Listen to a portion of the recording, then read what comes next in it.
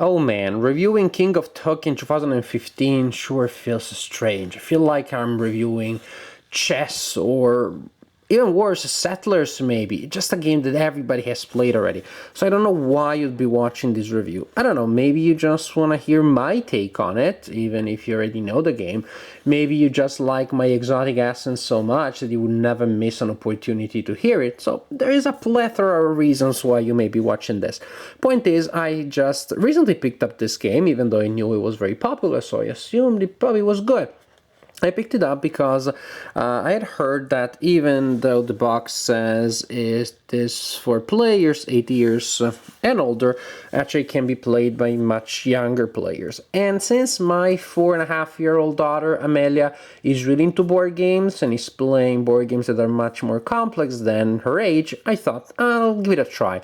For the holiday season, I bought her a copy of King of Tokyo, but I should say bought us a copy because I've been playing it with her a lot, and I have enjoyed it so much that I feel like, at least in part, this is also a present I gave to myself. Oh, spoiler already, anticipated part of my video review.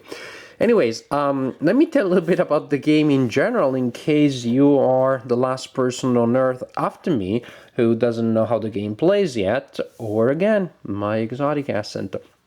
And then at the end I will tell you what I think about the game in general and about my experience of playing it with a 4-year-old.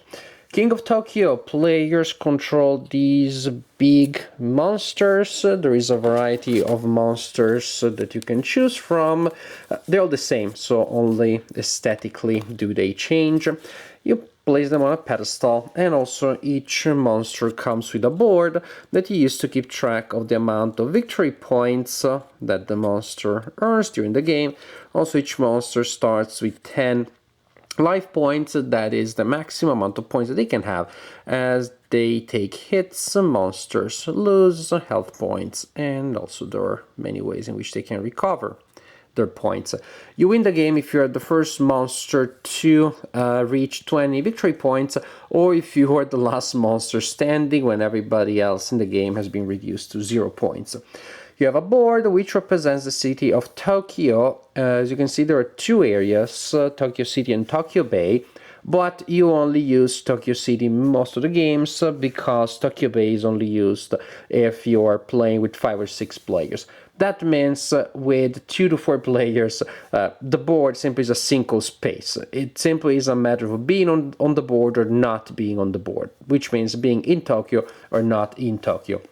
At the beginning of the game, all the monsters are outside of Tokyo. Now, when it is your turn, you grab these 6 dice here and you roll them. And then you have up to 2 rerolls. And when you're done with your rerolls, so when you have to stop or choose to stop, you simply use the resources that you generated from your dice. If you manage to have 3 numbers that all show the same number, then you score that number. An individual case of that number. That is, if you have 3 twos, you score 2 points. If you had 3 threes, you would score 3 points, and if you have 3 ones, you would score 1 point. So triplet, score the number represented by the triplet.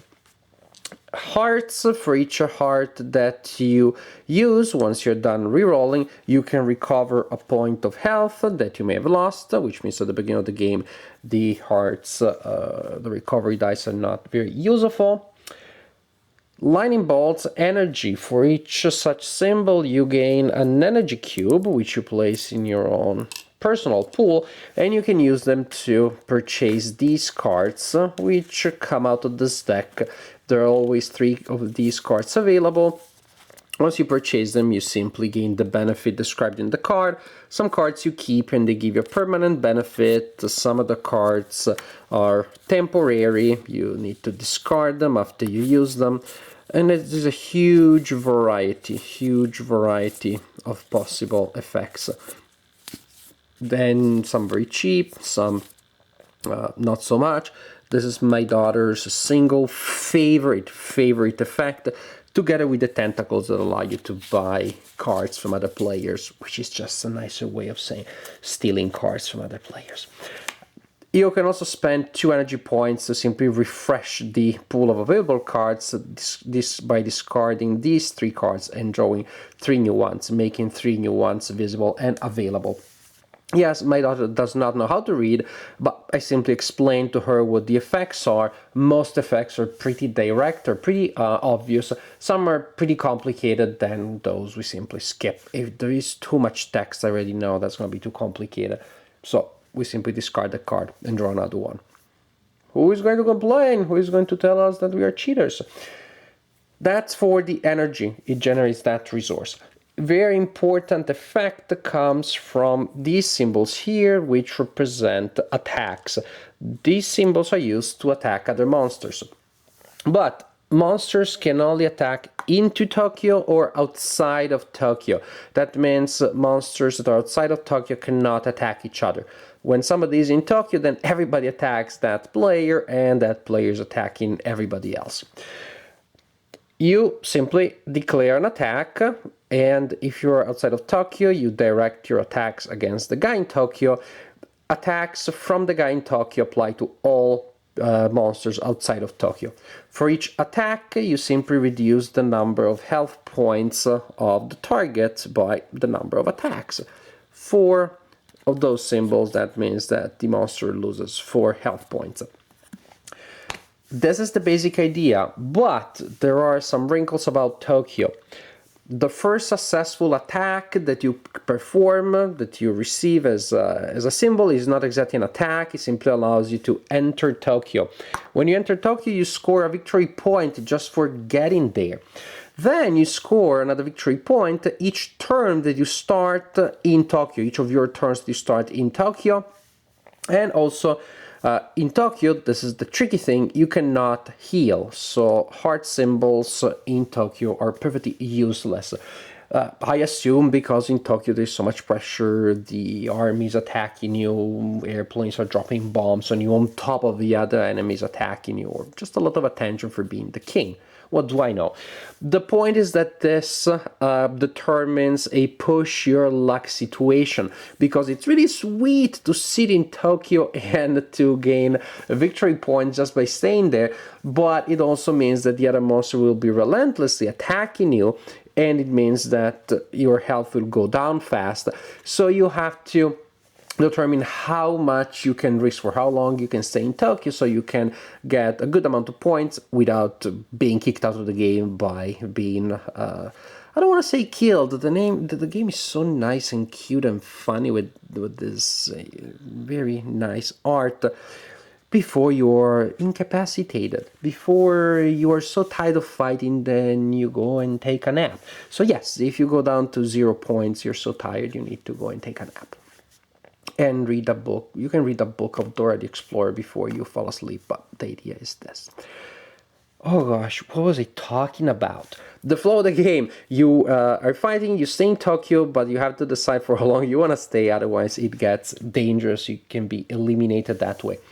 If you want to leave Tokyo, then you can do it when an enemy is attacking you. You simply move out, you leave the position to the monster that attacked you. You still take full damage for the attack that you received, and then the monster that gets there starts benefiting from the situation in Tokyo, including the fact that the monster will immediately score a victory point for becoming the king of Tokyo. And the general ideas seem pretty obvious, but sometimes there are interesting subtleties that emerge, especially when you find certain powers that will reward the specific and maybe unusual strategies. And there's a lot of flexibility. You can really go by victory points. You can win by eliminating the opponents. This is particularly realistic with a small amount of players. A lot of stuff that can be done. It seems amazing with just simple die rolls and not many symbols, not many combinations. So thanks to the cards and thanks to other subtleties that have been hardwired in the design, this is a game that really is exciting, that keeps you interested, that moves fairly fast. Good, excellent game, and I would really say a family game in the purest sense of the word, because it is a game. It is not just a children's game. The parents will patiently play with the kids. The kids love them, and they don't see how miserable the parents feel in the meanwhile. No, it is a game that parents can play with their children, or in any case, older relatives with younger relatives, and enjoy it. Everybody's enjoying it. And everybody's enjoying it for the same reasons. That's another thing. You know, they're like matching mathematical games that the kids enjoy because they think they're solving incredibly hard puzzles, and the parents enjoy because they feel so proud. My little one can look at what he can do. No, here you're enjoying it for the same reasons as your kids are, because you are attacking the opponent successfully. You're using powerful effects. You're enjoying this very funny art. You're enjoying it because you're really playing the same game as your kids, and this fact that it has this perfectly fluid identity, that this crossover between adults and children. The evidence for me is the fact that my daughter won in several two-player games against me, and I wasn't trying to help her. At the beginning I was pointing out some general strategies, but point was, she played better. She played better than I did because she played conservatively, and I made the biggest mistake that you can make. I underestimated my opponent. Well, she's a 4-year-old. I can spend an extra turn in Tokyo and get 2 more points, so I simply pushed my luck too far. She rolled 4 hits when I was down to 4, and I thought I could survive another turn. Guess what? I couldn't, so she won because she took me out of the picture. And I noticed this, the children do play more conservatively.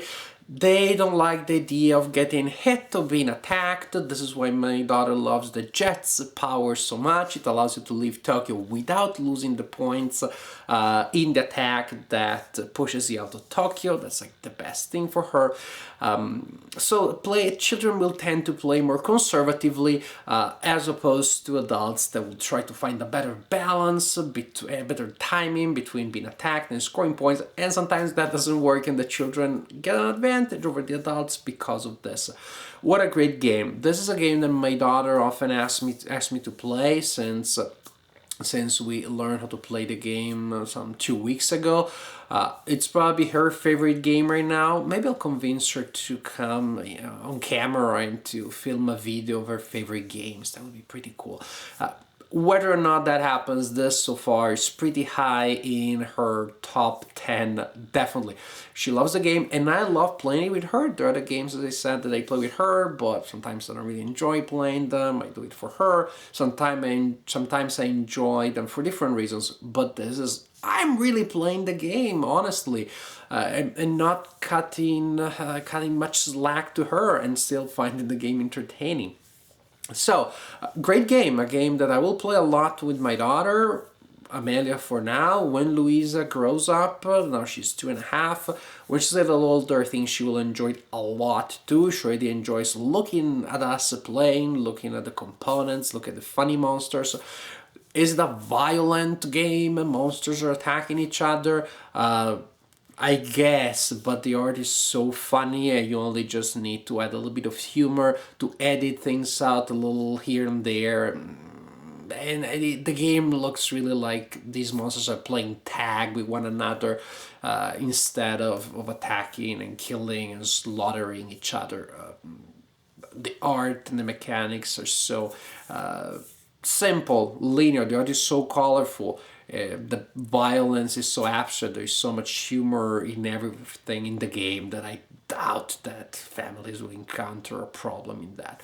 If you do, well, I guess that there are games that you can play. But if you can tolerate this level of violence in the game, I think this is a game that you can play with very young players, very young children. You can play with older children, and you can just play it with adults. I haven't played it with adults only yet, but I see no problem whatsoever in playing this game with adult friends only, and I think we would have a good time.